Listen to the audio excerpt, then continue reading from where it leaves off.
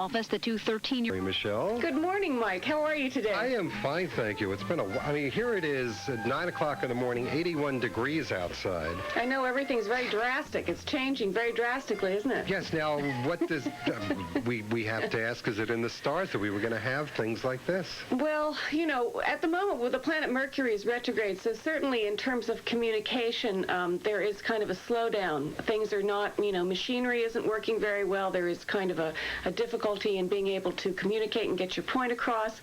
But today the sun went into the sign of Gemini. So, there should be more activity along those lines, although it might still seem a little difficult until next Monday when Mercury goes direct.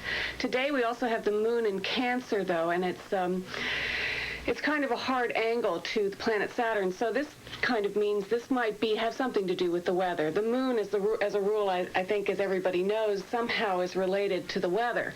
The moon is, it controls the tides and gravity and that kind of thing. And I think the cycles of the moon will have an awful lot to do. And according to the Farmer's Almanac, which, like all people that have predictions, isn't always correct, but it has some validity. It's been around for 100 years. It's been around for 100 years. The moon has the biggest, does that have the biggest effect on the weather? I think it really does, yeah. The moon, in as much as it has to do with governing water, the tides, water, and when you think of it, the human beings are made up of 98% water. So water seems to be a key factor in this overall. And that water, of course, is the weather. We tend to think of it as being humid or dry or moist or, the different components that go into making up the weather. One of the main one is water. The thing, you mentioned the Farmer's Almanac. Before we get to the phones, we do have some people waiting. 241-1310. I was just looking at the greater New York, New Jersey forecast from the old Farmer's Almanac for last winter. They said we're going to get just a little bit above normal.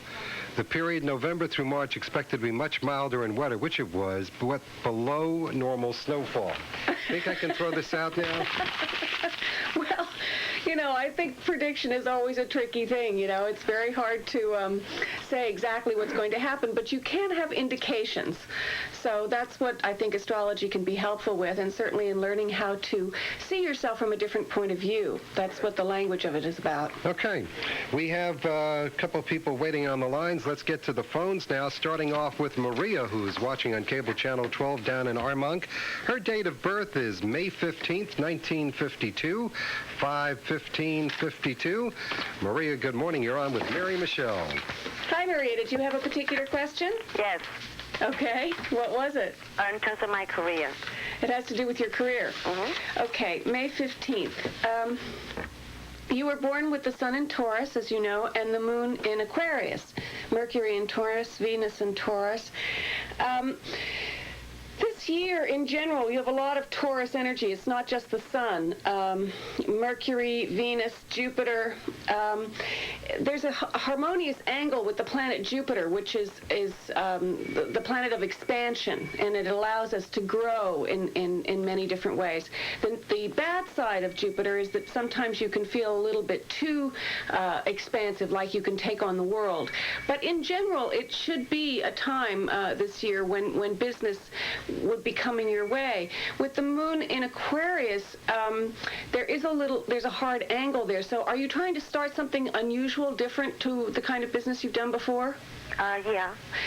This always, when you try to do this kind of thing, in as much as both Taurus and Aquarius, the moon in Aquarius, which is about doing unusual kinds of things, different ideas, a little forward thinking ahead of their time kind of thing.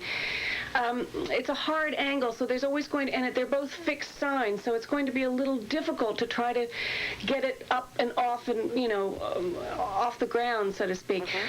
But I think that basically it was a very harmonious time for you to choose to do this. Did you decide to start this in January? Yeah.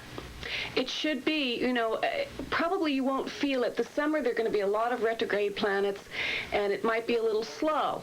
But certainly by October, if you can aim to really hope, to gel, bring everything into position by October, that should be the time that things would come together for it.